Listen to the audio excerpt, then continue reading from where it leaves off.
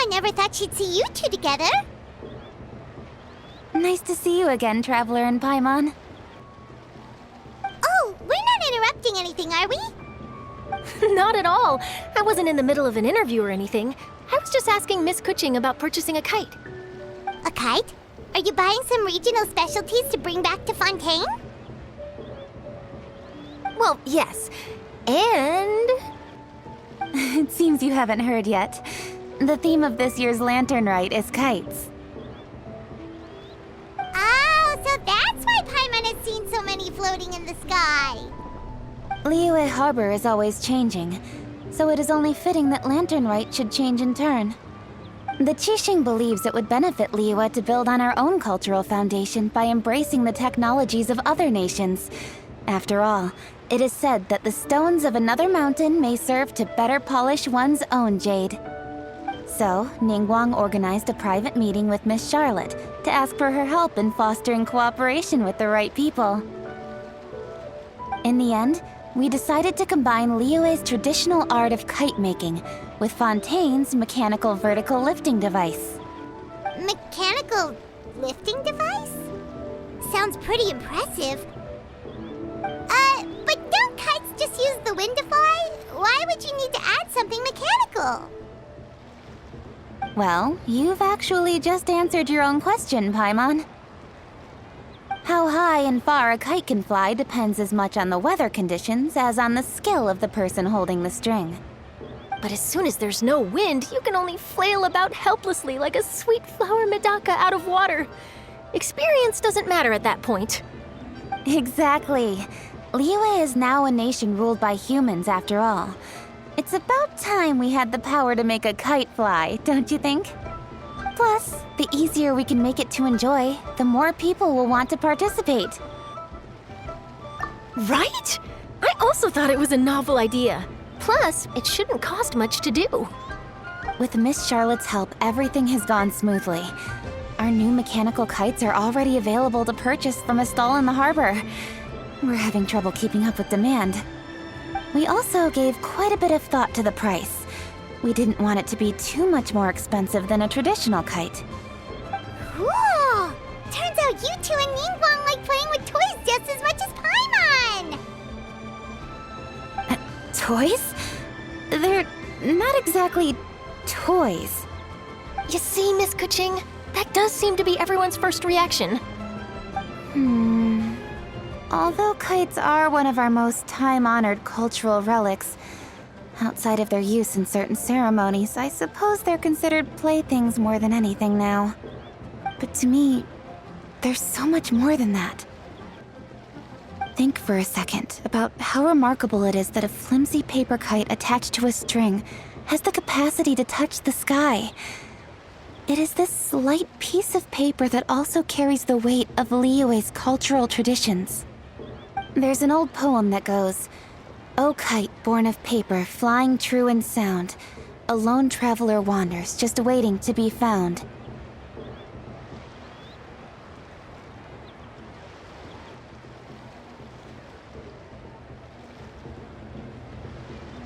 In the past, poets from Liyue used kites to symbolize a feeling of longing, or evoke the peacefulness of idyllic rural scenery.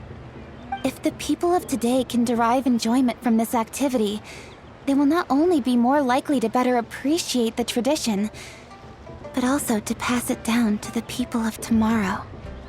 That's the Kuching we know, always thinking 5 steps ahead of anyone else. Well said, Miss Kuching. I've learned quite a bit myself. As long as you're willing to listen, I'm happy to share. I also know quite a lot about the various folk traditions related to kites. For example, whenever a kite blew away, people would say it was the Adepti that summoned the wind to take it away as an offering. That way, you can turn an unfortunate event into an auspicious one. What about something more fun? Do you know anything like that? More fun. Let me think. Oh, I suppose we should first talk about how kites are made. It's another one of our precious forms of traditional craftsmanship. My grandfather told me that, back when he was a boy, children learn the art of kite making step by step from their elders.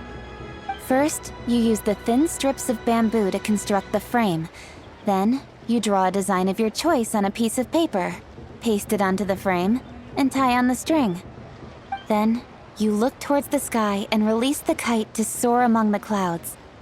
Some people write down certain names or desires on their kites, cut the string, and let them fly free. Others may place particular thoughts or meaning into the design itself. Are certain designs associated with certain meanings? I'm gonna jot all of this down. Well, for example, kites in the shape of a butterfly typically symbolize freedom, happiness, or the desire to break free. Fascinating. What else can you tell me? The scissor-tailed swallow is the most classic design. It symbolizes good fortune and joyful tidings. Different colors also have small variations in meaning. Are these commonly understood meanings and symbols in Liyue? Kind of like the language of flowers in Fontaine. I believe so. Most have probably heard something about it from their elders at some point. If you're interested, Miss Charlotte, I have several books on the topic that I could lend you.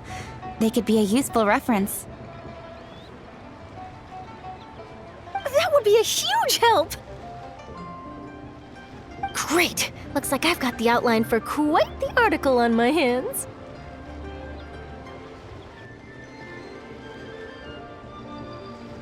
Perfect! We're gonna take a look around. Then I'll show Miss Charlotte to my home for a little while.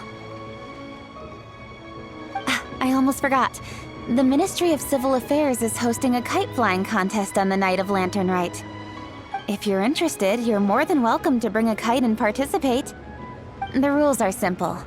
Whoever flies their kite the highest and furthest within the time limit will receive a special honor along with a secret prize. I've already prepared more than enough empty film for the event. I can see the spectacle already.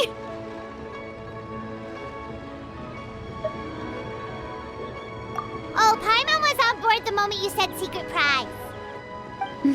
Then I'll look forward to seeing your performance. You bet! See you then!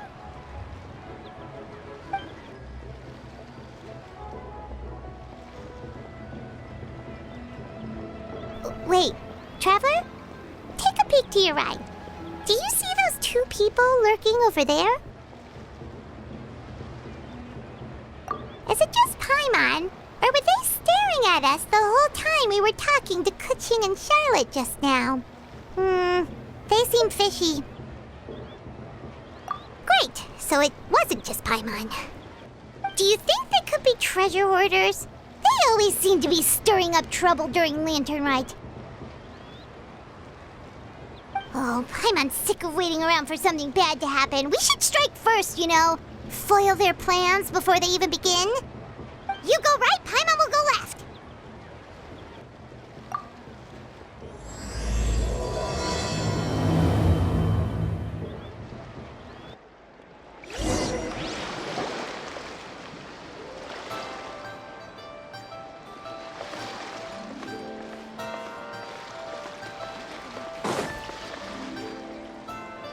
Oh. It is with such an air of urgency that you appear before us. Your comportment suggests you believe us to have committed some heinous crime. Perhaps you could enlighten us as to your intentions. Whoa, where did this fuddy-duddy come from? You should be the one doing the enlightening, buddy. Don't think we didn't notice you eavesdropping. One look and we could tell you were up to no good. Tell us everything, starting with your name. One bears no secrets before two such as yourselves. You stand in the presence of the mighty and illuminated Adeptus, Moon Carver. For the purpose of this foray into the mortal realm, however, you may address one as Hojong. You kidding? That deer's got his head stuck so far up in the clouds, there's no way he'd humble himself down here with the rest of us. You may want to hold your tongue, Paimon. you just because you know her name. Let Paimon guess. You're supposed to be Mountain Shaper, right?